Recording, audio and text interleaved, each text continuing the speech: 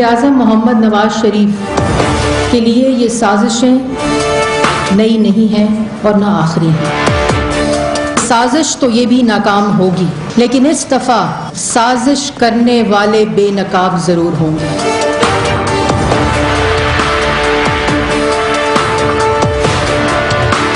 जिस कैबिनेट में वजीर आजम के इस्तीफा का जिक्र आ जाए, शुरू हो जाए, डिस्कस हो जाए, उस वजीर आजम को वजीर आजम रहना मैं समझता हूँ शर्म की बात है। मियाँ साहब, तेरे आस्तीनों में सांप है, वो तुझे डस रहे हैं, उनसे बचो। मगर उसने सांपों को उधर ही बैठ के दूध पिलाता रहा, और उसको डस डस के आज इस पोजीशन पे लाए हैं कि अभी उसको कोई जवाब नहीं है कि पाकिस्तान जैसी गयूर कौम का वजीर आजम बने।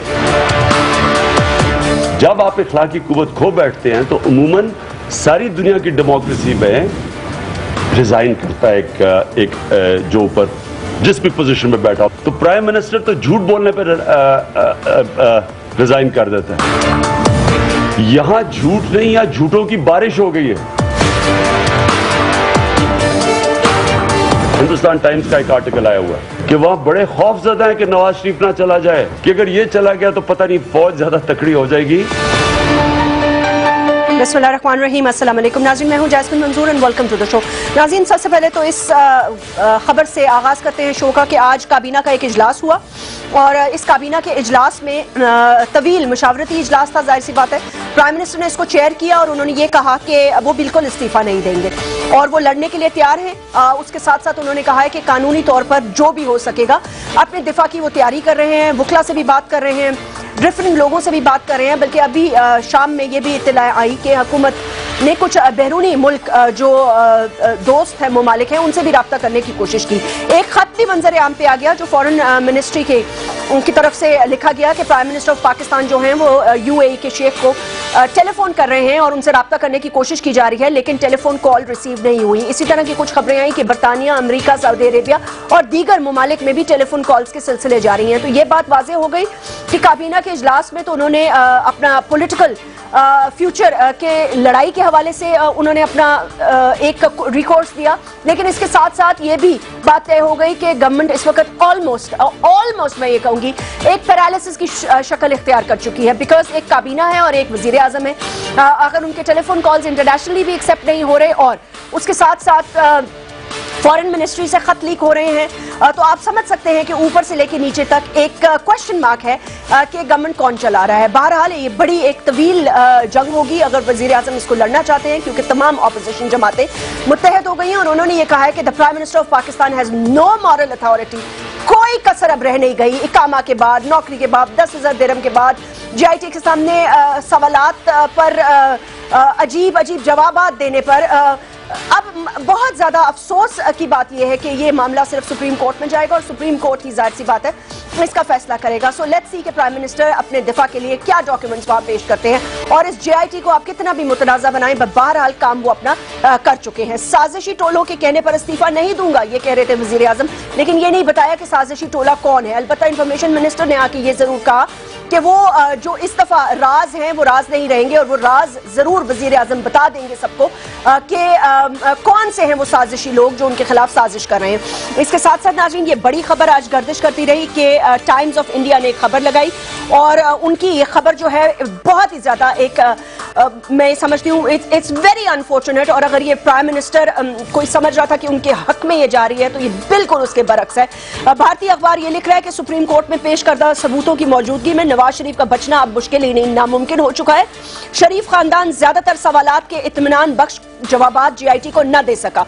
टाइम्स ऑफ इंडिया का यह भी कहना था कि नवाज शरीफ इख्तिदार से अलग हुए तो कश्मीर की जद्दोजहद आजादी को और तकवीत मिलेगी और नवाज शरीफ के जाने के बाद भारत को कश्मीर के हाथ से निकल जाने का भी खदशा है। तो भारत अपनी तरफ से ये एज अ फेवर करके शायद उन्होंने प्राइम मिनिस्टर के हक में लगाया, but unfortunately this is extremely damaging for the prime minister of Pakistan in Pakistan. Times of India का यह भी कहना था कि पाक भारत सर्द ताल्लुकात की बावजूद जो नवाज मोदी ताल्लुकात बेहतरीन रहे, लेकिन नवाज के इख्तिदार से अलग होने की सूरत में पाकिस्तानी फौज मजबूत होगी।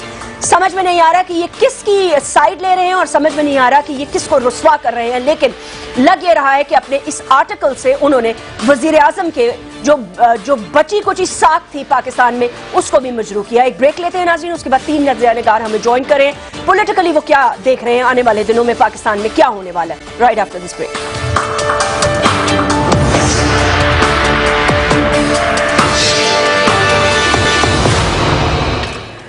वेलकम बैक नाज़रीन, हमें ज्वाइन किया है marshal retired doctor Abid Rao साहब ने आज। तारिक महमूद साहब ऑब्वियसली डायरेक्टर न्यूज़ है न्यूज़ 1 के, सीनियर एनालिस्ट भी है। मोहसिन बेग साहब ऑल्सो सीनियर एनालिस्ट, बहुत बहुत शुक्रिया, अस्सलाम वालेकुम, वेलकम टू द शो। गुफ्तगू का आगाज आपसे शुरू करना चाहती हूँ। ये जो पूरा सिनेरियो डेवलप हो गया है, इसकी एंड गेम क्या होगी? देखिए, एंड गेम में कुछ आईनी रुकावटें हैं। फॉर एग्जाम्पल, अगर ये गवर्नमेंट सुप्रीम कोर्ट डिसॉल्व भी करता है, फिर काइन कहता है कि जी 90 डेज में आप इलेक्शन कराएं। ठीक है, जो मैंने जनरल गपशप सुनी है और उसमें पिछले 5 साल से चल रही है कि इंटरिम गवर्नमेंट आए, टेक्नोक्रेट्स की आए और वो 5-6 साल के लिए आए ताकि वो इस इकोनॉमी को ठीक कर दे, इस मुल्क को एक डायरेक्शन दे दे।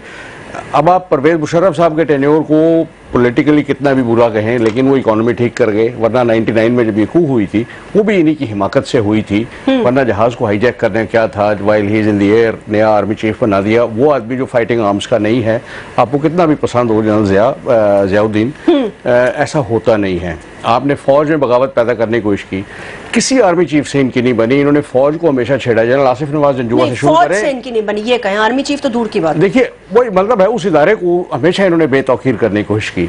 आसिफ नवाज जंजुआ से शुरू करें, मतलब उन्होंने तो इल्जाम यहाँ तक लगाया कि इन्होंने पॉइजनिंग की है उसकी।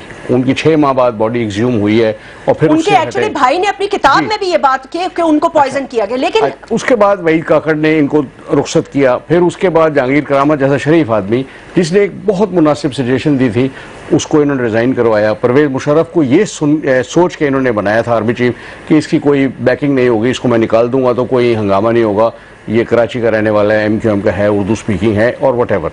अच्छा, अब ये राहिल शरीफ साहब के टेन्योर में ऐसी कौम में एक वो खौफ फैला हुआ था कि किसी दिन भी जमहूरियत जा सकती है, किसी दिन भी इनकी छुट्टी हो जाएगी। वो नहीं हुआ, किसी वजह से अच्छा हुआ बुरा हुआ। देखिए, ये वो लोग हैं जिन्होंने पॉलिटिकल कल्चर इस मुल्क का तबाह किया है। पॉलिटिकल कल्चर यूं कि आप पॉलिटिकल साइंस में वो कहते हैं हीरो और जीरो कौन है। हीरो वो है जो सोसाइटी को कंट्रीब्यूट करता है, जो उसके लिए इज्जत का बायस बने, जिसकी वजह से दुनिया में वो कहे यार ये पाकिस्तानी है, ये बहुत अजीम आदमी है, या क्या कोई अच्छा काम करे। अभी क्या कह रहे हैं पाकिस्तानियों के बारे में? अभी तो ये सारे जीरो हैं, इन्होंने सारा सोसाइटी से लिया है। पॉलिटिकल कल्चर ये 89 से देखें, इनको करप्ट करने वाला जनरल ज़िया उल हक था जिसने इसको और ऐसे कईयों को लेके आया, पॉलिटिक्स में लॉन्च किया। जनरल जिलानी ने इनको पाला।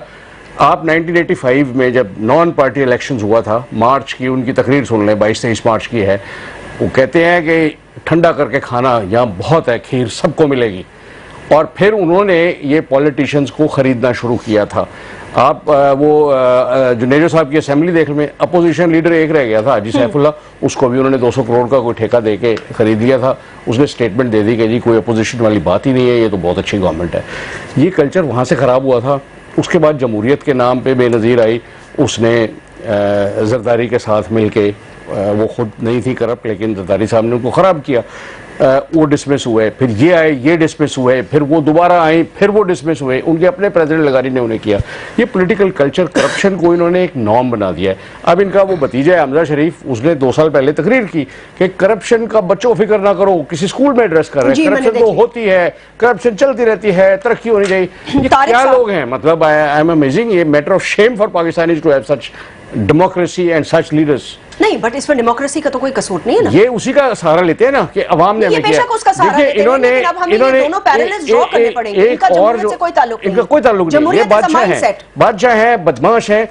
इन्होंने ये तक कहा है कि जनाब हम तो अवामी अदालत में जाएंगे।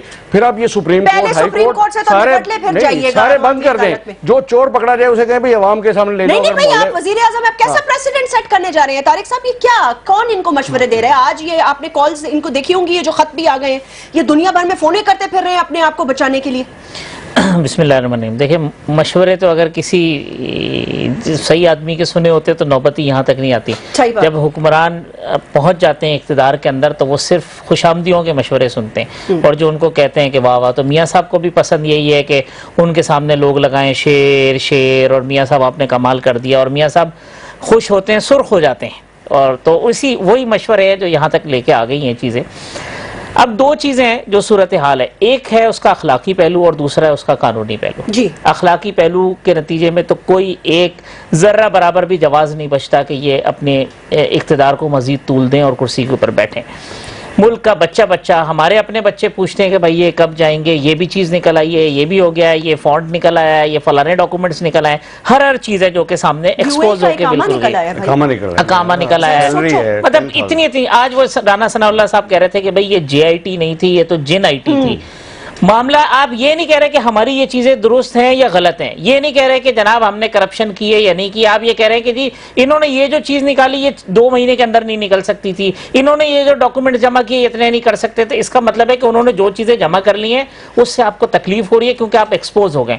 आज मुल्क के अच्छी बात ये हुई है कि मुल्क के बच्चे को नजर आ रहा है कि ये लोग वो लोग हैं जिन्होंने मुल्क की दौलत लूटी है, चाहे वो इस पार्टी में हो चाहे किसी और पार्टी के अंदर हो, और मुल्क की दौलत लूट कर अवाम के हुकूक गस्ब करके इस्तेसाल करके उनको, और इन्होंने अपने अपने महलात और अपनी अपनी जागीरें और अपनी जायदादें बनाई हैं अपने बच्चों के मुस्तकबिल के लिए। इनके पास इतना पैसा है कि इनको खुद नहीं इल्म है कि उनकी जायदादें कहाँ और किस मुल्क के नाम पे, इनके मुजारों के नाम पे, इनके मैनेजरों के नाम पे, इनके नौकरों के नाम पे, ड्राइवरों और बावर्चियों के नाम पे उन्होंने रखे। अब मियां साहब के पास 2 ऑप्शन रह जाते हैं, वो कानूनी जंग लड़ेंगे जो आज उन्होंने काबीना में वो किया, वो JIT को चैलेंज करेंगे, वो पूरी कोशिश करेंगे, बेंच को भी चैलेंज करें, हो सकता है वो बेंच को चैलेंज करें, और उसके लिए उनके यहाँ डिस्कशन हुई थी कि जिस जज साहब ने इनके लिए सिसिलियन माफिया का लफ्ज इस्तेमाल किया था उनके खिलाफ ये डिस्कस करते रहे कि हम जुडिशल कमीशन में कोई रेफरेंस फाइल कर दें। ये मुख्तलिफ ऑप्शन हैं जो इनकी मुख्तलिफ मीटिंग्स में आते रहे। ये कानूनी जंग लड़ेंगे, आखिर वक्त तक कोशिश करेंगे कि कोई इनको मार्जिन मिल जाए, कोई लीगैलिटीज ऐसी चीजें हो जाए। वही सूरत हाल है कि एक शख्स चौक के ऊपर कत्ल करता है या सरेआम जो है वो कोई चोरी या डाका डालता है, लेकिन हमारे कानून की जब अदालत के अंदर चीजें होती हैं तो उसकी लीगैलिटीज में कोई लीगल 19-20 चीजों के अंदर उसमें अपने आप को बचा के और उसमें से निकलने की कोशिश करता है, तो सेम ये वही करेंगे। मियां साहब के पास अब ऑप्शन ये बच जाता है कि वो इस सिस्टम को बचाएं, ये असम्बलियां अपनी 5 साल मुद्दत पूरी करें। कोई ये नहीं कह रहा ना कि मियां साहब की असम्बलियां लपेट दें और सारा सिस्टम डीरेल कर दें। आपके ऊपर एलिगेशन है, आपकी फैमिली के ऊपर एलिगेशन है, आप फेस करें, आप पे रेफरेंसेस बनते हैं, केस बनते हैं, आप फेस करें, प्रूफ दें। कब से कह रहे थे कि मनी ट्रेल दे दें, चीजें दे दें, अगर ये सारी चीजें आपने सुप्रीम कोर्ट में प्रोवाइड कर दी होती तो JIT नहीं बनती। और मैं यहाँ पे एक और बात कहना चाहता हूँ कि JIT में 6 जो अफराद थे वो मुख्तलिफ रियासती इदारों के मुलाजमीन थे। उन्होंने ये बात साबित की है रियासती इदारों के मुलाजमीन ने कि जो सरकारी मुलाजिम है वो रियासत का की नौकरी करता है, रियासत का लफ उठाता है। इन हाकिमों का या इन जो हुक्मरानों का है, इनके तलवे अगर आप चाटना छोड़ दें, ये बाकी ब्यूरोक्रेसी के लिए भी और बाकी सबके लिए मैसेज है कि यार खुदा का वास्ता है, आप जो है ना जो छोटे छोटे मफादात के लिए हम और आपके बच्चों का मुस्तकबिल तबाह हो रहा है, हमारे आपने तबाह करने हैं। साथ मोहसिन बेग साहब, इदारों को भी तबाह आप करना चाहते हैं। SCCP के चेयरमैन में FIR कट गई है, लोग आपको कह रहे हैं भाई कम से कम उसको छुट्टी पर तो भेजो, लेकिन आप लोगों की ढिठाई इतनी है कि उनको बिठाया हुआ है आपने एज अ चेयरपर्सन। मुझे खाली ये बताएं कि पावर कॉरिडोर्स में क्या सोच रहे हैं? 2-3 ऑप्शन है इनके पास, कितना लड़ेंगे? और लड़ने के लिए इनको मतलब इस बात का कोई एहसास नहीं है कि इन पे आइन पे इन्होंने हल्फ उठाया कि पाकिस्तान के कस्टोडियंस है। जैस्मीन, पहली बात तो यह मुझे ये नहीं समझ आ रही कि इन्होंने लड़ना किससे है, ये किससे लड़ना चाहते हैं? अपने मुकद्दर से तो ये लड़के देख लें, इनको बहुत झूठ मिली, इन्होंने बहुत अरूज देखा, इन्होंने बहुत लूटा, इस कौम को इस बेदर्दी से लूटा। आप यकीन कीजिए मेरे जैसा जर्नलिस्ट भी हैरान हुआ इस रिपोर्ट को देख के कि मैं समझता था इन्होंने चोरी की है, मैं जानता था इन्होंने चोरी की है, लेकिन मुझे इतना अंदाजा नहीं था कि इतनी ज्यादा चोरी की है। मनी ट्रेल ढूंढने गए JIT वाले बेचारे और वहां से एक मनी की ट्रेन निकल आई। वो ट्रेन भी इतनी लंबी थी कि उसका आप देखें पढ़ता जाता है बंदा हैरान होता है कि यार इतना लूटा इन्होंने, और अभी तो बहुत सी चीजें आनी है। और ये कहते हैं जी, लेकिन एक चीज साबित हो गई जैस्मीन, मैं आपको यकीन से कह सकता हूं कि मैं रिपोर्ट देख के पहले भी जो मुझे चीजें मिल रही थी मैं समझता था कि शायद ये इतने घटिया नहीं होंगे, इतने लो लेवल पे नहीं जाएंगे। इस रिपोर्ट के बाद जो इन्होंने ढिठाई दिखाई है, मुझे यकीन हो गया कि रिपोर्ट में जो कुछ इनके बारे में लिखा गया, जो एविडेंस उन्होंने इकट्ठे किए, वो सब सच है, क्योंकि इतने लो लेवल पे ये लोग गए कि इनसे हर चीज की तवक्को की जा सकती है। और आप देखिए कि पूरी की पूरी फैमिली झूठ पर मबनी बयानात अभी भी दे रहे हैं। और इनके जो चंद लोग हैं, मैं हैरान हूं, वो एमएनए इलेक्ट होके आए हुए हैं, उन्होंने चलो धांधली से आए हो, कुछ वोट लिए होंगे, वो किस तरीके से मीडिया में आके इनको डिफेंड कर रहे हैं और अभी भी झूठ बोल रहे हैं। तो ऐसे लोगों को तो आप हैरान क्यों हो रहे हैं मोहसिन? इन लोगों पे आप हैरान क्यों हो रहे हैं? क्या हो गया आपको? कल परवेज मुशर्रफ जब वर्दी में था तो क्या ये लोग उसके तलवे नहीं चाटते थे? दाएं पे दानियाल खड़ा होता था और बाएं पे तलाल। क्यों मेरा मुंह खुला रही है? जाहिद हामिद कौन है? कौन लोग हैं आखिर? हम अपना माजी ना भूलें ना। आज ये मेजॉरिटी इनकी कैबिनेट और इनके हाथों मेजॉरिटी वही लोग हैं जो परवेज मुशर्रफ साहब के साथ थे। बिल्कुल। और दूसरी बात यह है कि मैं तो हैरान इसलिए हो रहा हूं कि यार इतना भी इस कौम को आप गिरा सकते हैं। अभी आपने फॉरेन ऑफिस के लेटर का जिक्र किया, यूएई का मतलब दुबई का जो रूलर है वो इनसे बात नहीं करना चाह रहा और हमारा प्राइम मिनिस्टर उसको लेटर लिख रहा है और अपने फोन नंबर भी भिजवा रहा है। हाँ कि भाई साडा फोन चुक लो। आप वहां के कौमे के ऊपर थे, आपने आज ये खबर भी मनपसंद मीडिया पे चिपवाई कि जी ये कंपनी ऑफशोर नवाज शरीफ साहब की नहीं है। हो सकता ना हो, उस कंपनी में तो आप मुलाजिम तो थे ना, आपने वीजा तो लिया, आपकी सैलरी भी डिटरमिन थी। आप कह दें कि सैलरी नहीं ली, ऑफ कोर्स इनके लिए 10,000 दरम क्या चीज है जो अरबों चोरी करके ले। ये सारे पैसे कुछ जाती उम्रा से थोड़ी लाए थे, ये इनके पास कौन से जराए हैं। पाकिस्तान में आप इनका सारा बिजनेस उठा के देख लीजिए, एक भी बिजनेस इनका ऐसा नहीं है जो प्रॉफिटेबल हो। तो प्रॉफिट आपकी कंपनीज में नहीं हो रहा और आप अरबों खरबों ट्रिलियन डॉलर्स आप बाहर लेके चले गए और जायदादें बन गई। इवन हर साल जब भी ये इक्तदार में आए, इनके बच्चों का, इनकी फैमिली का जरा देखिए एसेट्स कैसे बढ़े हैं, बिलियंस में चले गए। तो अब आप कहते हैं जी मैं लड़ूंगा, मेरे खिलाफ साजिश हो रही है। कौन कर रहा है साजिश? पता नहीं। मोहसिन साहब, ये सारी कंपनियां आपने लोगों ने कहा कि आप बनाए और साजिश होगी आपके खिलाफ। एक आपसे इख्तिलाफ की जसारत करूंगा, इनका हर बिजनेस जो है वो लॉस में होगा, मगर इनका एक बिजनेस ऐसा है जो ये जिस चीज को हाथ लगाते हैं वो सोना बन जाता है, वो है पॉलिटिक्स का बिजनेस। ये सियासत के अंदर इन्होंने सारे बिजनेसेस को मात दे दी है। वो इसमें बहुत सारे पॉलिटिशियन, आबद साहब ने अभी कहा कि पॉलिटिक्स में इखलाकियात खत्म होगी। इखलाकियात तो पॉलिटिशियंस के पास रह ही नहीं गई, उन्होंने तो इखलाकियात का बेड़ा गर्क कर दिया। और पूरी कौम को आप देखिए, पूरी कौम को ये लीडर क्या मैसेज दे रहे हैं।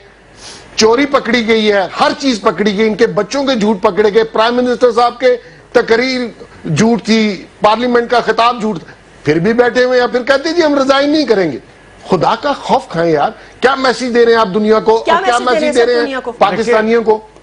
मैसेज ये दे रहे हैं कि जी चोरी करें और डट के करें, कोई नहीं पकड़ सकता। और करप्शन एक इंटेग्रल पार्ट बन गई है उसका। देखिए अभी तक पीपल्स पार्टी इनके साथ नहीं थी, पीपल्स पार्टी बहुत लेट ज्वाइन किया है इमरान खान को।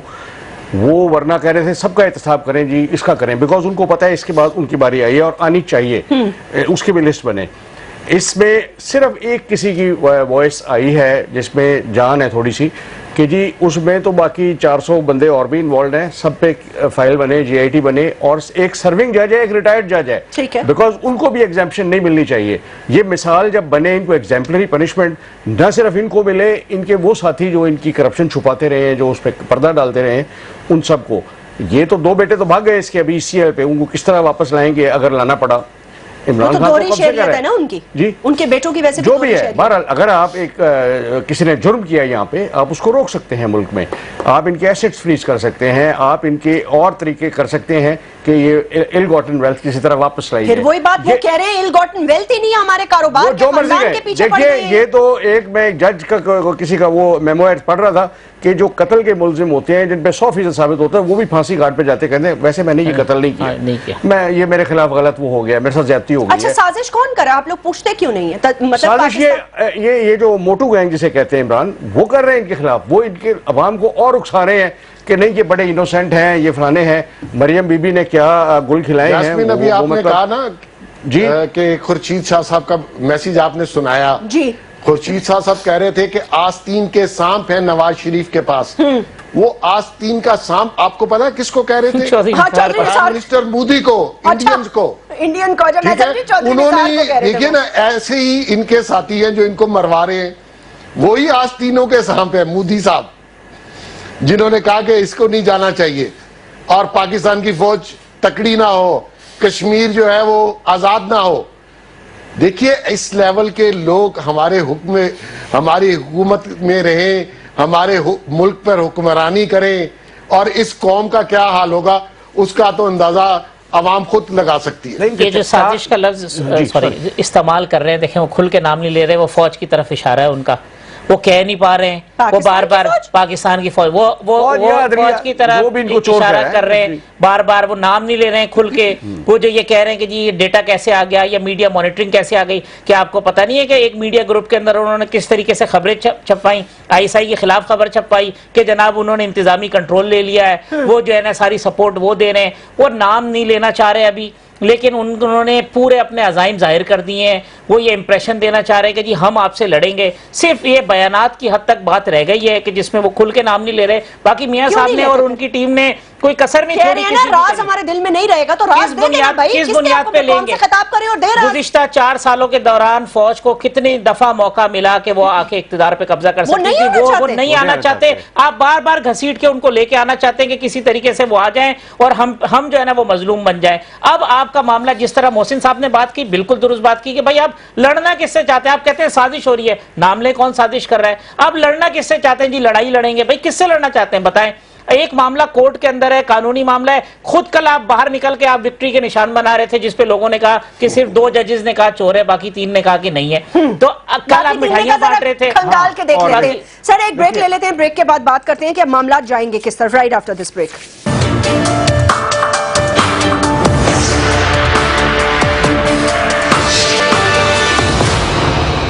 Welcome back. ये जो सदर लगाया है नेशनल बैंक का, ये पहले पता है क्या कारोबार करते थे? ओल्ड एज होम लंदन में चलाते थे। हाँ, ये इनको ये सऊदी अरेबिया में जेल भी हो चुकी है फ्रॉड करने में, और उनको लाके यहाँ लगाया। इनको तो चाहिए ये क्रिमिनल्स हैं जो इनके लिए करें। इसहाक डार साहब अगर एडमिट कर चुके हैं, पहले कन्फेशनल स्टेटमेंट दे चुके हैं, अब तो ये बेमानी बात है कि जी वो आर्म ट्विस्टिंग से ली थी, कोर्शन से थी, दैट इज वैलिड थिंग। और बैंक स्टेटमेंट्स आप इनकी प्रॉपर्टी देखें, इसहाक डार की अपनी किस तरह ग्रो की है। दुबई में इसहाक डार की बड़ी बड़ी बिल्डिंग्स हैं, एंड एमरेट हिल जहाँ ये रह रहे हैं वहाँ भी 45-50 मिलियन दिरहम से कम का कोई मकान नहीं है वहाँ पे। द क्वेश्चन इज ये किस तरह इनकी ग्रोथ हुई है, जरा कौम को बताएं। कौम को तो इनके मशवरे बहुत अच्छे होंगे कि इस तरह इकोनॉमी आप ठीक करें। ये सारे आदमियों को ECL पे डाल के इनको I think Monday supreme court should say everybody remove from the office. SCCP वाला हटा दिया है। Why not? Why not chairman NAB? Why not the finance minister and all those such people? ये होगा? देखिए ना, ये तो हम तो उम्मीद ही कर सकते हैं कि ये हो, लेकिन जिस डायरेक्शन में चीज़ें जा रही हैं ना जैस्मिन, आज नहीं तो कल होगा। और ये मामला सिर्फ एक पॉलिटिकल पार्टी का नहीं है, ये हर पॉलिटिकल पार्टी, चाहे वो पीपल्स पार्टी हो, चाहे वो PTI हो, चाहे वो कोई और पॉलिटिकल पार्टी हो, जमात इस्लामी हो, MQM हो, ये जब तक आप ये प्रेसिडेंट सेट नहीं करेंगे कि करप्ट और लुटेरों के ऊपर हाथ डाला जा सकता है, उनको सजाएं मिल सकती हैं, वो इबरत का निशान बन सकते हैं, तो इसी तरीके से लूटते रहेंगे। ये मिसालें कायम होना ज़रूरी हैं। आपको याद होगा एक पॉलिटिशियन थे जो कहते थे जी करप्शन को तो वो लीगल कर देना चाहिए, ये हमारा हक है। मौजूद बिटोई साहब वो 2 दिन पहले पाकिस्तान तहरीक इंसाफ में शामिल हो गए। अगर कोई ये डिमांड करता है कि जनाब अलीम खान साहब के खिलाफ तहकीकात होनी चाहिए, जहांगीर तरीन की वेल्थ के बारे में, तो सबके खिलाफ होनी चाहिए। कोई भी बरी जिम्मा नहीं हो सकता अदालत के इसके साथ, कानून के साथ। मैं जस्ट ऐड, पहले सब गवर्नमेंट ऑफिशियल्स, आर्म फोर्सेस के हों, ब्यूरोक्रेट्स हों, सिविल के, उनकी एनुअल रिपोर्ट में एक लिखा जाता था does he live beyond his means और विद इन हिज मींस। ये ज़ियाउल हक ने खत्म करवाया और उसमें ऐड करवा दिया उस कॉलम की जगह। उसको भी रहने देता तो कोई हर्ज नहीं था। रिलीजियस टेंडेंसीज क्या हैं? How the hell can you जज समबडीज रिलीजियस टेंडेंसीज? उसकी तरह बड़ी दुनिया सामने आपके नमाज पढ़ती है, बट वैसे अमल का इस्लाम से कोई ताल्लुक नहीं है। ये खराबी वहाँ से हुई और ये ग्रो की है टाइम के साथ। इनको देख लें, ये भी बड़े हर रमज़ान में ये जाके इत्काफ में बैठते हैं, उम्रे पे जाते हैं, पैसा चोरी करते हुए कौम का दर्द। ये अहमद साहब, ये सारी बीमारियां वहीं से चली हैं। Exactly, but it is time that we correct it. इसको दुरुस्त करने का वक्त आ गया है। मोहसिन साहब, ये ग्रो करने वाली बात कह रहे हैं ना राव साहब, बिल्कुल ये ग्रो कर गया। आपका मीडिया करप्ट हो गया, आपका दानिश्वर तबका करप्ट हो गया, आपके राइटर कॉलम निगार भाई के नजर आ रहा है जिस मुल्क के तजिया निगार बिक रहे हो, अल्लाह माफ करे, गलत सलत आप सुप्रीम कोर्ट के बावजूद खबरें लगा रहे हो।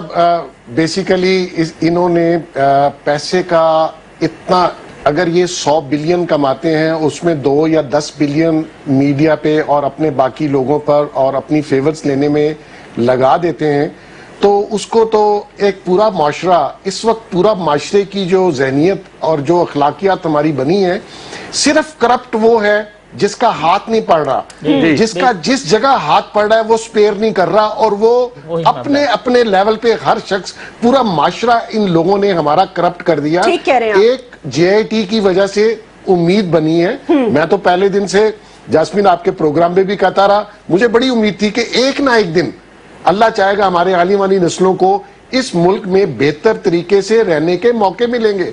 हमने क्या जुर्म किया कि इनकी औलादें, मैं सब पॉलिटिशियंस की बात कर रहा हूं, नवाज शरीफ साहब के बच्चों की बात नहीं कर रहा।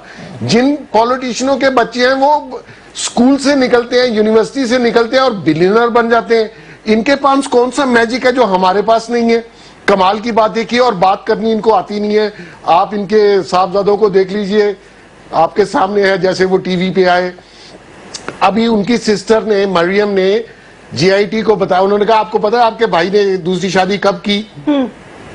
तो उसने कहा वो मुझे बाद में पता चला, अपनी मेड से शादी की। कहां से चीजें छुपाने के आदि बाद में पता चला, 2005 बाद में पता चला। आपका भाई शादी करे, अपनी मेड से करे, अपने घर में करे, और दोनों बीवियों के शेयर्स, जो कि खुद कमाता भी कुछ नहीं है, बाप के पैसे। मोहसिन साहब, घर से शादी वाली बात ना बड़ी दूर तक जाएगी। घर से शादी वाली बात बड़ी दूर तक ना निकल जाए कहीं। आपको पता है ना, शादियों के भी पोल खुल रहे हैं। देखिए, ये मकाफाते अमल है। बिल्कुल, अल्लाह ताला इज्जत वालों को देता है। ये फेक इज्जत बनाना, झूठ बोलना, लोगों को रेडिकूल करना, और पूरी इस कौम को आप देखिए किस तरीके से अपने बच्चे इन्होंने प्लेस किए हुए हैं, लंदन, दुबई, जद्दा, और किस तरीके से बैंकों से इनकी ट्रांसफर ऑफ मनी हो रही है। एक को दूसरा दे रहा है गिफ्ट, दूसरा तीसरे को दे रहा है। ये गिफ्ट कहां से आते हैं? आसमान से आ रहे हैं। ये पैसा कहां से आ रहा है? इन्होंने हर कॉन्ट्रैक्ट में जो इनको किक बैक, इन्होंने नया तरीका ढूंढा। ये बड़े सोफिस्टिकेटेड लोग हैं।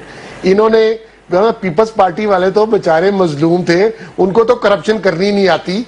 मैं तो हैरान हूं, उनके मुकाबला करें तो ये लोग तो बहुत सियाने हैं। फॉरेन कंपनी लाओ, फॉरेन कंपनी को कॉन्ट्रैक्ट दो, पैसे बाहर जाएंगे, बाहर से इनके बच्चों के अकाउंट में लीगली ट्रांसफर होंगे।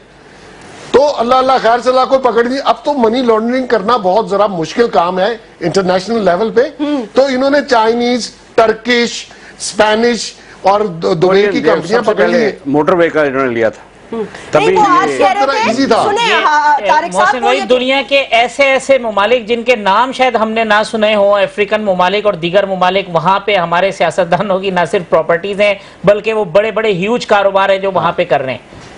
ये वॉल्यूम 10 जो उन्होंने कहा है कि आप रोक के रखें, इसमें तारिक साहब आपको यकीन कीजिए वो इंकशाफात आएंगे, वो इन्वेस्टमेंट, और उन मुल्कों का नाम जिनका आपने नहीं सुना होगा और मैंने भी शायद पहली बार सुना हो, उनमें इनकी शुगर मिल्स हैं, उनमें इनके पावर जनरेशन के प्लांट्स हैं, और गवर्नमेंट के साथ, उन गवर्नमेंटों के साथ गवर्नमेंट ओन्ड कंपनीज में इनके 52% शेयर्स हैं। वो पैसे आए कहां से? जाती उम्रा में तो इनका 10 मरले का घर नहीं था, तो इतनी ग्रोथ कैसे होगी? और आप बताइए कि पैसे आपने किस तरीके से कमाए? तारिक साहब ये बताइएगा कि अब अगर ये रेजिस्ट करते हैं, सुप्रीम कोर्ट में जाते हैं, तो देखें हमें लार्जर इंटरेस्ट देखना होगा। अरे भाई इंटेंशनली JIT हमें टारगेट कर रही है। भाई JIT आपको इसलिए टारगेट बनी, आपके लिए थी, आपकी इन्वेस्टिगेशन के आपके नाम ऑफशोर कंपनीज क्या हैं।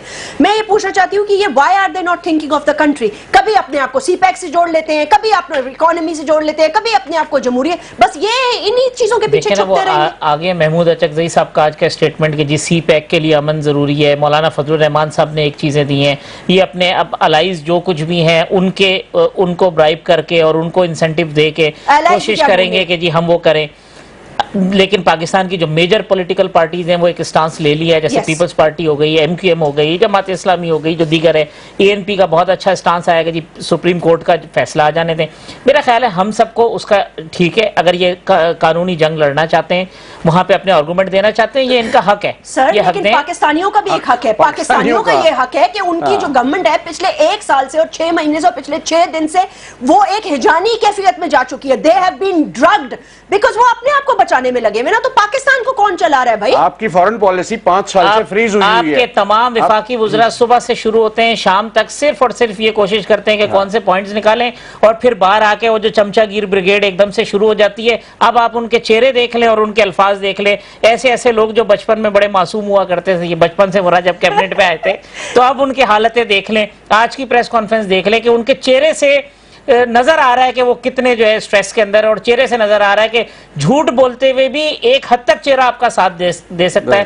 हर चीज जो है ना वो उनके हाथ से निकल गई है, लेकिन वो अड़े हुए हैं कि किसी भी तरीके से जो है ना वो कोई ऐसी चीज मिल जाए कि जहां पे तारिक साहब, JIT की रिपोर्ट पूरी दुनिया में गई और आज भी इंटरनेशनल मीडिया न्यूज़पेपर्स ने उस रिपोर्ट को बहुत ऑथेंटिक तरीके से माना है। और उसके ऊपर जो कमेंट्स इंटरनेशनल मीडिया ने किए वो इसलिए किए कि जो इंटरनेशनल अदारों ने पेपर सर्टिफाई किए वो तो वहां पे तो झूठ नहीं बोला जा सकता। वहां तो JIT जाके कोई इन्फ्लुएंस नहीं कर पा रही थी कि जी आप हमें जाली सर्टिफिकेट बना के दे दें। आप ये देखिए कि ये कहते हैं हमारे खिलाफ साजिश हुई। आपने जो डॉक्यूमेंट दिए, आपने सुप्रीम कोर्ट ऑफ पाकिस्तान को झूठे डॉक्यूमेंट्स दिए, आपने झूठ बोला ऑन ओथ। आप देखिए इन्होंने अप्रैल के महीने में जो स्टाम्प पेपर दिए, तो जब जज साहब ने उसको उलट के देखा तो स्टाम्प के पीछे अप्रैल की डेट थी और वो मार्च का महीना था। सॉरी, मार्च में लास्ट कमेंट अप्रैल में इशू हुआ और मार्च की डेट में वो प्रिंट हुआ। देखिए इसमें एक तो टाइम बहुत जरूरी है, बिकॉज 4-5 साल से आपकी फॉरेन पॉलिसी फ्रीज हुई है। खास तौर पे इंडिया ने इतनी एक एंटी पाकिस्तान कैंपेन सारी दुनिया में चलाई हुई है। मोदी साहब ने इनसे तो बहुत दोस्ती रखी, इनकी नवासी की शादी पे भी आए, गिफ्ट एक्सचेंज किए, बट गवर्नमेंट टू गवर्नमेंट बात नहीं कर रहे वो। और ये जो आज का वो है, Indian whole nation is waiting कि ये जाए तो वो कश्मीर में कोई गड़बड़ करें, कोई ये जो LOC इनके पूरे टेन्योर में इतनी हॉट और डेंजरस लेवल तक गए हैं कि जंग नहीं हुई। उसकी और बड़ी वजह है, लेकिन इन्होंने कोई ये आर्मी को उधर बिजी करना चाह रहे थे। कुलभूषण को इन्होंने किसी अभी तक कोई नहीं किया। इन्होंने खुद मेरे ख्याल जंदाल से कहा कि आप उधर चले जाएं, इनका छोड़ने का मूड। अब वो भी मामला फंसेगा, बिकॉज ये सारा ब्लेम आर्मी को डालते हैं। इसलिए ये बहुत जरूरी है कि सुप्रीम कोर्ट इनका फैसला बहुत जल्दी करे। इसको किसी रेफरेंस पे कोई 2 साल या 1.5 साल की इन्वेस्टिगेशन में और उन्होंने करना और जल्दी करना है। Time is a very crucial factor. मैं यही कह रही हूं भाई, this is a nuclear state, this is Pakistan. 22 crore आवाम का मतलब कोई मजाक थोड़ी है। So I have to conclude the show. Let's hope कि जल्दी मुमकिन तौर पे कोई अच्छी खबर पाकिस्तान के लिए आए। आबिद साहब आपका बहुत बहुत शुक्रिया। तारिक साहब thank you. Mohsin thank you for joining me. अपना ख्याल रखिएगा नाजरीन। Stay updated with news 1। आपसे फिर मुलाकात होगी। अल्लाह हाफिज।